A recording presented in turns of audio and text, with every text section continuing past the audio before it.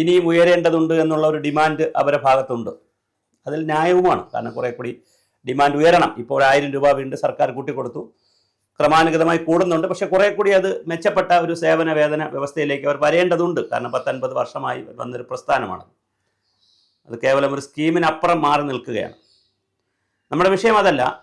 അംഗനവാടി ജീവനക്കാരെ വീണ്ടും BLOമാരായി വരുന്നു. അവരെ ക്ഷണിച്ചുകൊണ്ട് കളക്ടർമേറ്റുകളിൽ നിന്ന് കളക്ടർമാരുടെ സ്റ്റാഫ്, പിന്നെ ക്ലർക്കുമാരും മറ്റ് അക്കൗണ്ടന്റ്മാരും സൂപ്രണ്ടും അങ്ങനെയുള്ള സ്റ്റാഫ് അംഗനവാടിക്കാരെ വീണ്ടും വിളിച്ച് വരണം എന്ന് പറയുന്നു. മെഡിക്കൽ ലീവ് പോലുള്ള കാഷ്വാലിറ്റിയൊക്കെ വരുന്ന ആളുകൾക്ക് അത് എക്സംഷൻ കാണും. പക്ഷേ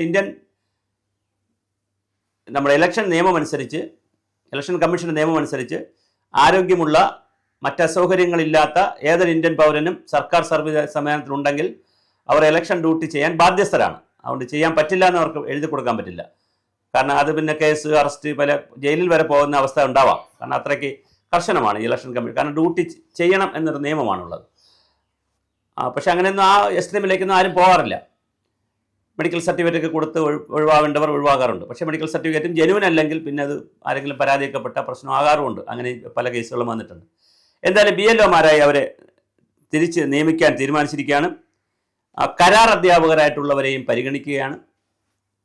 അപ്പോൾ തെരഞ്ഞെടുപ്പ് കമ്മീഷൻ പ്രതിസന്ധി പരിഹരിക്കാൻ ഇവരെ കുറേ അധികം ചെയ്തു നോക്കി. ഇപ്പോൾ ചെയ്തൊക്കെ നോക്കിയെങ്കിലും 2 ദിവസമായിട്ട് വേഗത പോരാ എന്ന് മനസ്സിലാക്കിയിട്ടാണോ അതോ പരിചയസമ്പത്തുള്ളവരെ വേണം എന്നുള്ളത് മനസ്സിലാക്കിയിട്ടാണോ എന്തായാലും BLOമാരെ ആയിട്ട് അംഗനവാടിക്കാരെ തിരിച്ചു കൊണ്ടുവരുന്നു. കേന്ദ്ര സർക്കാർ ജീവനക്കാരെ പരിഗണിക്കുന്നു.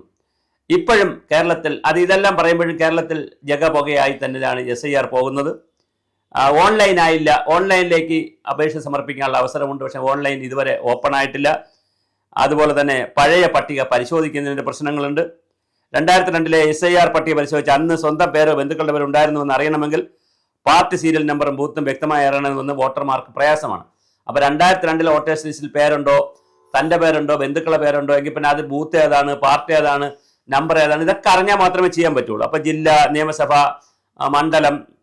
നിയമസഭാ മണ്ഡലം, വോട്ടറുടെ പേര്, പാർട്ടി സീരിയൽ എന്നിവ നമ്പർ ഉപയോഗിച്ച് തിരഞ്ഞെടുത്താൽ മാത്രമേ നമുക്ക് ഈ വെബ്സൈറ്റിൽ നിന്ന് ഇത് ചെയ്യാൻ പറ്റുകയുള്ളൂ.